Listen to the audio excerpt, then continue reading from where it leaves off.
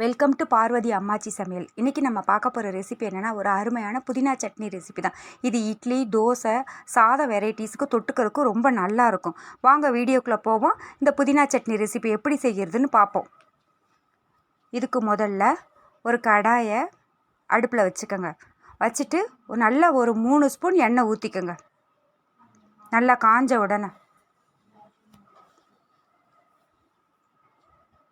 எண்ணெய் ஊற்றிட்டு நல்லா 2 டேபிள் ஸ்பூன் அளவுக்கு உளுந்து சேர்த்துக்கோங்க. நான் எடுத்திருக்கிற அளவுன்னு பார்த்தீங்கன்னா உருட்டு உளுந்து எடுத்திருக்கேன். நீங்கள் கருப்பு உளுந்து உங்ககிட்ட கிடச்சிச்சின்னா கருப்பு உளுந்து கூட தோல் உள்ள உளுந்து சேர்த்துக்கோங்க. இது நான் உருட்டு உளுந்து சேர்த்துருக்கேன், வெள்ளை உளுந்து. நல்ல பொன் முருவலாக வறுக்கணும், ரொம்ப கருக விட்டுடாதீங்க, பொன் முருவலாக வறுக்கணும். இதுக்கு ஒரு 4 காஞ்ச மிளகா சேர்த்துக்கோங்க. போட்டுட்டு நல்லா வறுத்துருங்க. நல்லா கோல்டன் ப்ரௌன் வரணும். கோல்டன் ப்ரௌன் வந்தோடனே அதை தனியாக நீங்கள் தட்டில் எடுத்து வச்சுக்கோங்க. இந்த அளவு இருந்தால் போதும், கரிஞ்சிடக்கூடாது, சட்னியினுடைய டேஸ்ட்டே மாறிடும்.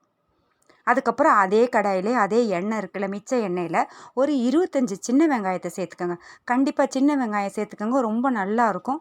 பெரிய வெங்காயம் இல்லை, இந்த வெங்காயம் இல்லைன்னா நீங்கள் பெரிய வெங்காயத்தை கூட பொடிப்பொடியாக நறுக்கிட்டு நீங்கள் சேர்த்துக்கலாம். ஒரு 10 பல் பூண்டு சேர்த்துருக்கேன். இது நான் சின்ன சின்ன பல்லாக இருக்கனால 10 பல் போட்டிருக்கேன். நீங்கள் பெரிய பல்லாக இருந்தால் ஒரு 4-5 பல் கூட நீங்கள் சேர்த்துக்குங்க. அதையும் நல்லா வதக்கிக்குங்க. ஒரு அளவுக்கு கண்ணாடி பதம் வந்த உடனே இதில் நல்லா 1 கப்பு அளவுக்கு, என்னோட கப்பில் 1 கப்பு இருந்துச்சு, நல்லா புதினா இலையை நல்லா கழுவிட்டு அதை சேர்த்துக்கோங்க. எந்த அளவுகளில் நீங்கள் அளக்குறீங்களோ, கப்லேனாலும் கைப்பிடினாலும் அதிலே அரை அளவுக்கு கொத்தமல்லி இலை, அதையும் நல்லா கழுவிட்டு சேர்த்துக்கோங்க.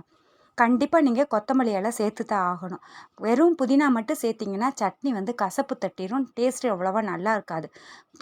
மல்லி இலை சேர்க்கும்போது தான் சட்னியினுடைய டேஸ்ட்டே ரொம்ப நல்லா இருக்கும், உங்களுக்கு கசக்காமல் இருக்கும், நல்லா இருக்கும். அதையும் சேர்த்து நல்லா வதக்கிக்குங்க. வதக்கிட்டு 1/4லேருந்து 3 பச்சை மிளகா, காரத்துக்கு தகுந்தாப்புல, ஏற்கனவே 4 காஞ்ச மிளகா போட்டிருக்கோம், 3 பச்சை மிளகா லேசாக கீறிட்டு சேர்த்துக்கோங்க. முழுசாக போட்டிங்கன்னா வெடிச்சிடும். அதையும் நல்லா வதக்கிட்டு ஒரு 1/4 கப்பு துருவின தேங்காய் சேர்த்துக்கோங்க.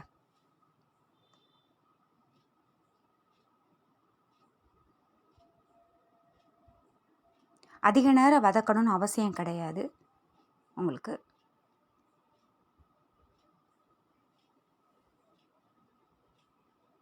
ஒரு 1/4 கப் அளவுக்கு துருவின தேங்காய் சேர்த்துட்டு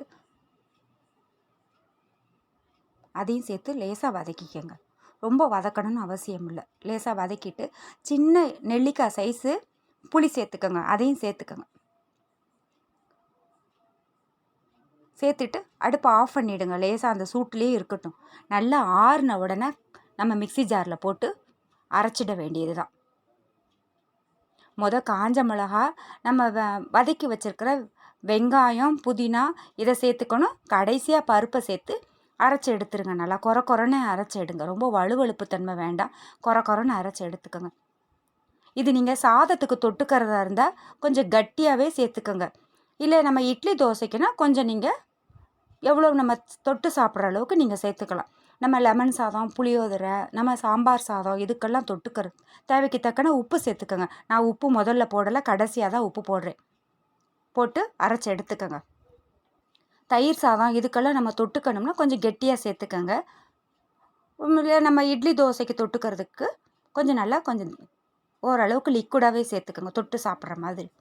இது 2க்குமே தொட்டுக்கிறதுக்கு ரொம்ப நல்லா இருக்கும்.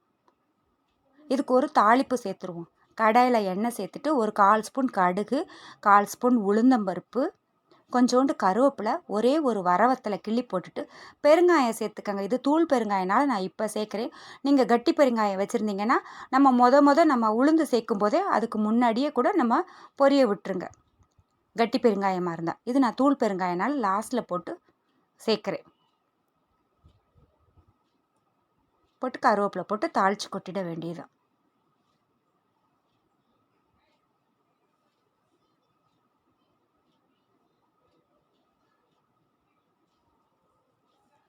அருமையான புதினா சட்னி தயாராகிடுச்சு.